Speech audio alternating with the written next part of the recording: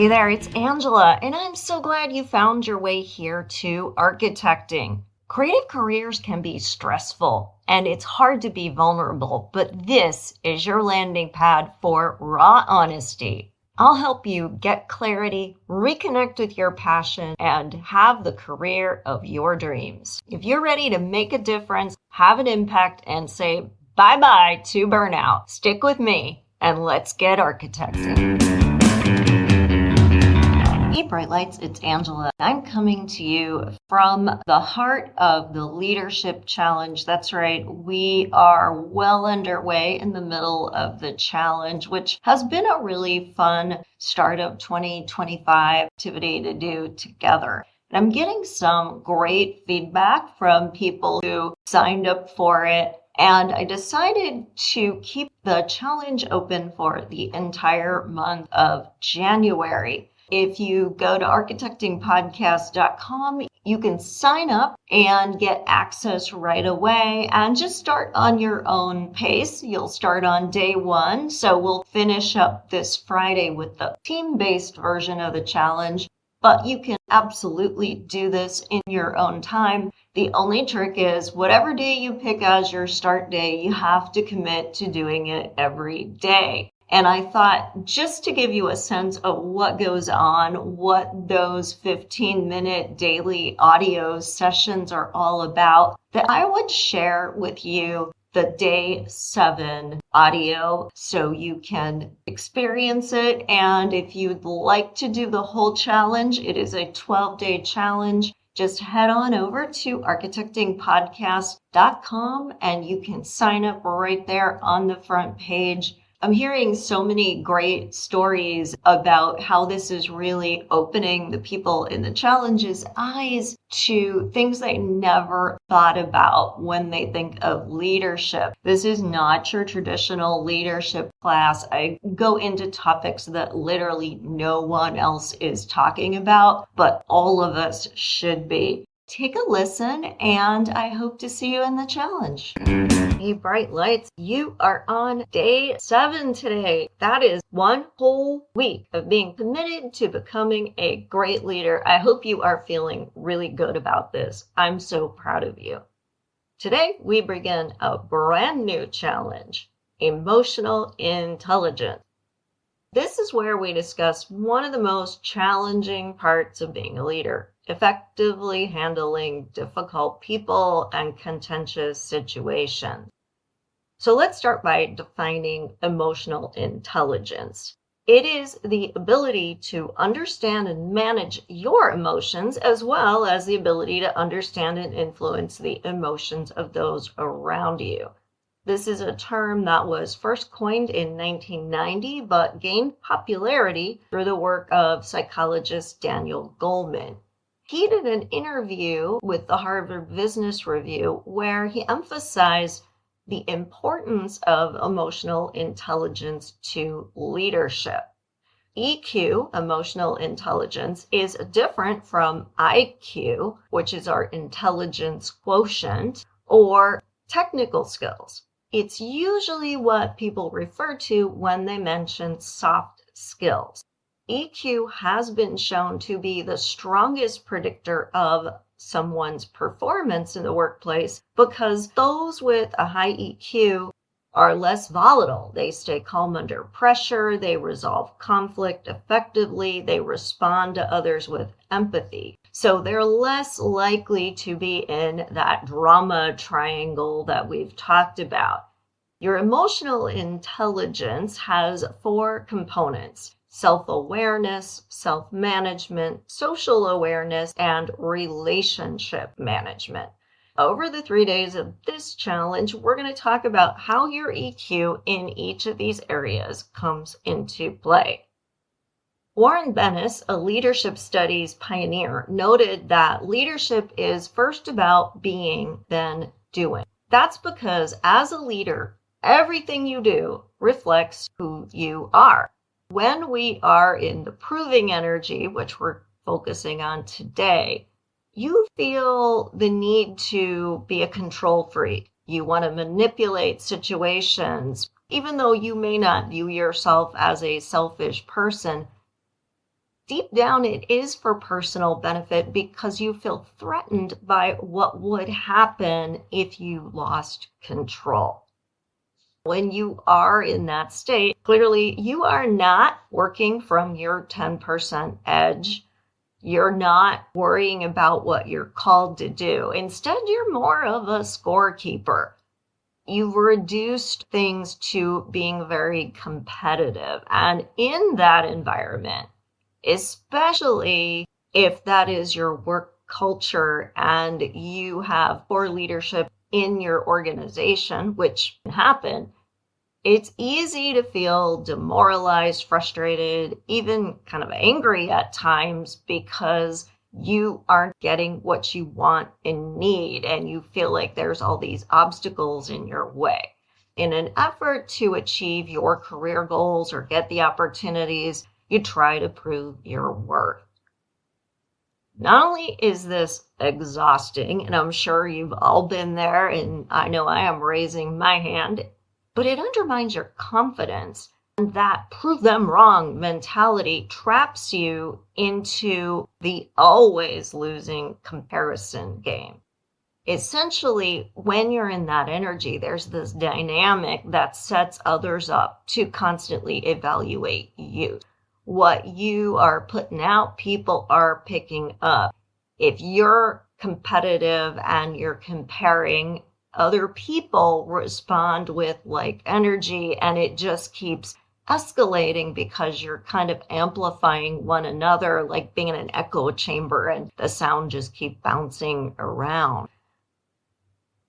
You'll feel pressure when you're doing that to always be successful, to be a perfectionist, which is already a zero-sum game. But it also means that you're not going to take as many risks. You're not going to be as creative or as innovative as you could be. You're not going to give other people opportunities, which is a problem if you want to be a leader, because you need to grow your team. You need to help cultivate their skills and abilities. If we're worried about being successful, what are we going to do? We're going to choose the sure wins, and the sure wins make us play it safe.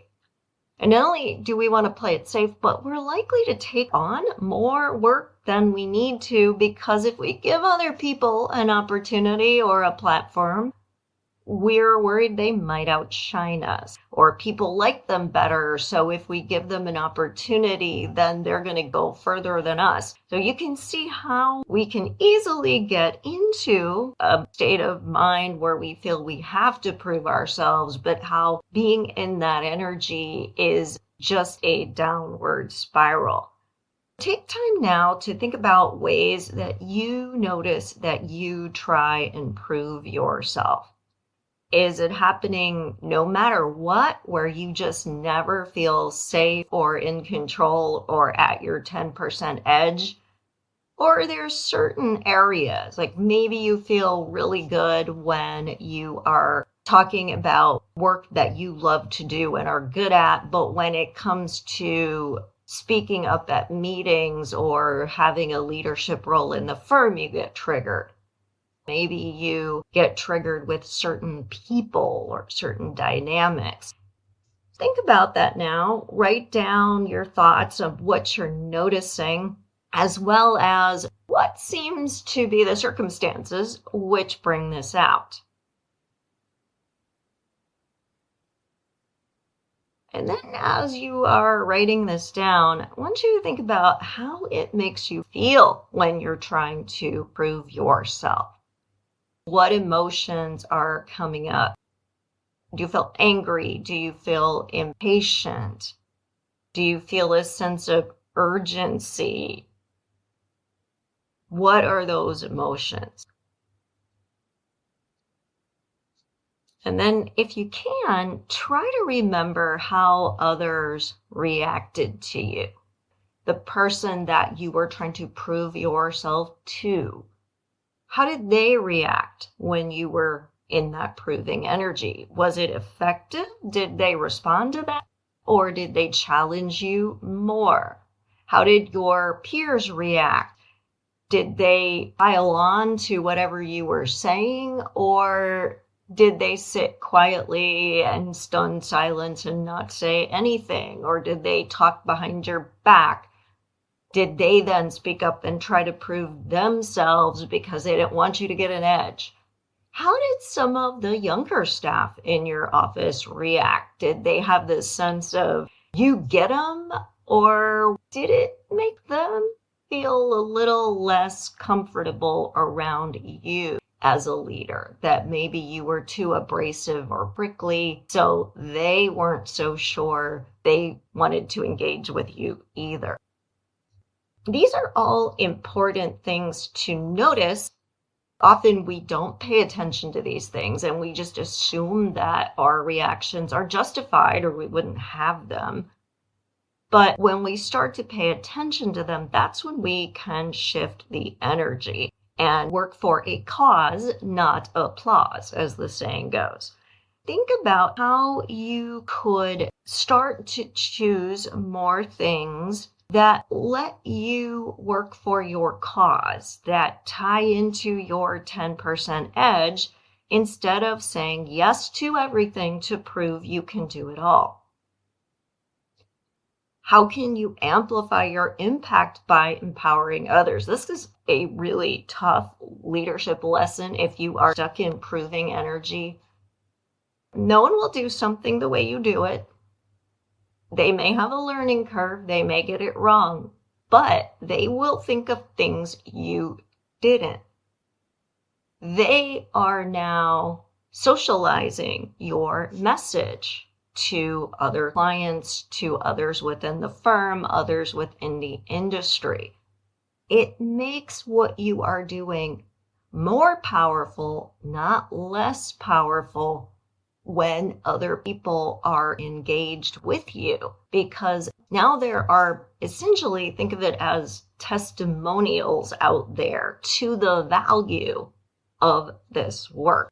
As a quick example, my research in salutogenesis has been something I've been doing for years and years and years. Done a lot of it on my own because to me it was really fun and interesting to read all these sociology and psychology and neurology studies and look at evidence-based design models and put things together.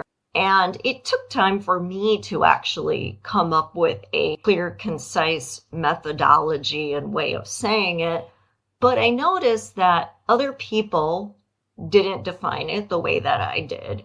Didn't feel comfortable using the word salutogenesis, and it would make me crazy because even in my own firm, people would talk about biophilia really matters. Yes, it does, but it's just one part of a comprehensive salutogenesis strategy. So can we please start using the word salutogenesis, not biophilia, as interchangeable? I would notice I would go to conferences and others in the industry would be saying something that was fairly close to my own work, but they'd be using different terms. And so I had to write a research paper where I quantified all that, but then I had to start empowering other people to use this methodology. It was when I started doing that, when I started teaching, especially some of the younger people in the firm, how to apply it. Now they started using the same language. They started using the methodology because that's what they'd been taught. When clients started to resonate with it, it got the attention of other medical planners. It made them realize that this research had real value. It got the attention of the market director and the project manager and our marketing staff because they could see the traction. When I held it close to the vest and just kept trying to prove my worth, I was the person shouting into the wind. When I started to empower other people to use the work, then it started to really take off. Now my fingerprints are in things even when I have no involvement with the project, so it's had a really powerful impact. This is how this works. It really shifts you from proving your worth to being endorsed by those you work with, which is a much stronger testimony to your worth than trying to just talk yourself up and prove. Here are some examples that you can use to shift the story. If you say, I have to work hard, and you notice yourself saying that all the time, shift it to, I know my worth and how to contribute in ways that will outlast me. If you say, I take on too much so that I'm viewed as essential, shift that to, I make strategic choices about my resources and delegate or decline the rest.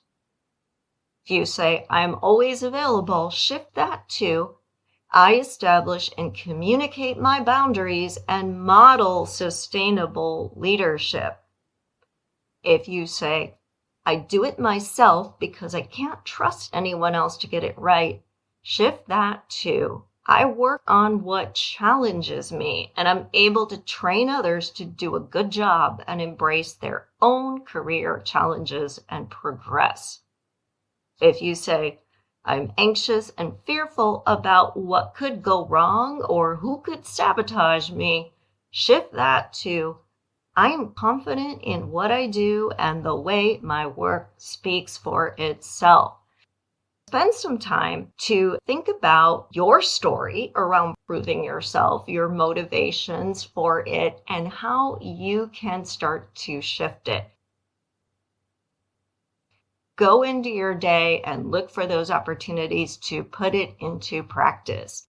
Don't forget to share this with me. I love hearing what insights and light bulb moments you are having, and I will look forward to seeing you for tomorrow's challenge. Thanks for listening. If you want even more content, head on over to architectingpodcast.com and subscribe to my newsletter and get some great free downloads while you're there. Be sure to follow me on social media. On Instagram at Architecting Podcast, Facebook and LinkedIn pages are Architecting, and the YouTube channel Architecting Podcast. Stay inspired.